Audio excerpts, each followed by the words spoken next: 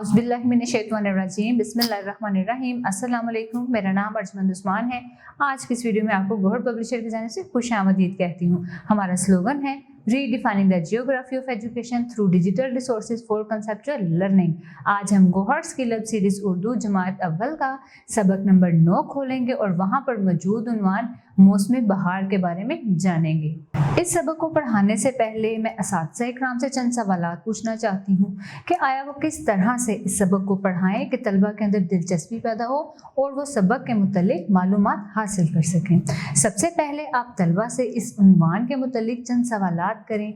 जैसा आप इनसे पूछें कि बच्चों आपको पता है हमारे मुल्क में कितने मौसम होते हैं और आपको कौन सा मौसम पसंद है। जैसे ही तलबा आपको जवाबात दें आप इनकी जवाबात वसूल करें और इनकी हौसला अफजाई करें और इनको बताएं कि हमारे मुल्क में 4 मौसम होते हैं, जैसे गर्मी, सर्दी, बहार और खिज़ां।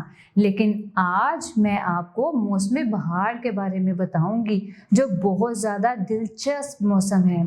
इन्हें बताएं कि आज मैं आपको मौसम बहार के बारे में बताने जा रही हूँ। तलबा को बताएं कि बहार का मौसम बहुत खूबसूरत होता है।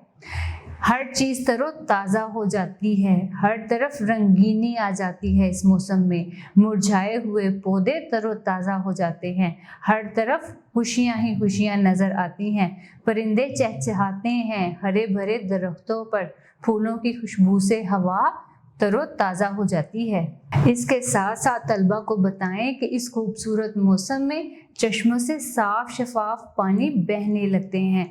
बागों में हर तरफ खूबसूरत फूल नज़र आते हैं, जैसे कि गुलाब, मोतिया, सूरजमुखी, चंबेली, गुले दाऊदी वगैरह।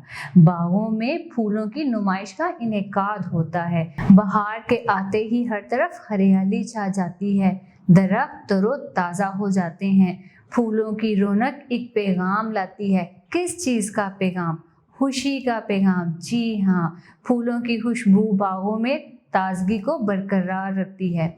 इसके साथ साथ तलबा को बताएं कि मौसम बहार के बारे में मज़ीद मालूमात हम सबक पढ़ के हासिल करेंगे और ये भी बताएं कि इस सबक को पढ़ने के बाद आप उर्दू की कौन कौन सी महारतों पर अबूर हासिल कर सकेंगे। तो देखते हैं हासिलाते ताल्लुम। हासिलाते ताल्लुम इस सबक की तदरीस के बाद तलबा इस काबिल हो जाएंगे कि वो सादा जुमले सुनकर इसका मफहूम समझ सकें, अल्फाज साजी कर सकें यानी कि जोड़ तोड़ करना सीख सकें, घर में आम इस्तेमाल की अशिया के नाम सुनकर पहचान सकें, घर में इस्तेमाल होने वाली चीज़ें में कुर्सी, कप, गिलास, ये सब चीज़ों को पहचान सकें, सुनकर अपनी पसंदीदा नापसंदीदा मुनासिब अल्फाज में इजहार कर सकें, मुज़क्कर और मुनस की पहचान कर सकें, मतन पढ़कर सवालात के दुरुस्त जवाब दे सकें, एक पैराग्राफ पढ़ा जाए और उसमें से किए जाने वाले सवालात के जवाबात दे सकें, किसी उन्वान पर 3 से 5 सादा जुमले लिख सकें। मुझे उम्मीद है आपको आज का हमारा वीडियो लेक्चर पसंद आया होगा। इस सबक के मुतालिक मज़ीद मालूमात के लिए हमारी वेबसाइट www.goharpublisher.com पर विजिट करें। अब मिलेंगे नए वीडियो लेक्चर में, तब तक के लिए अल्लाह हाफिज़।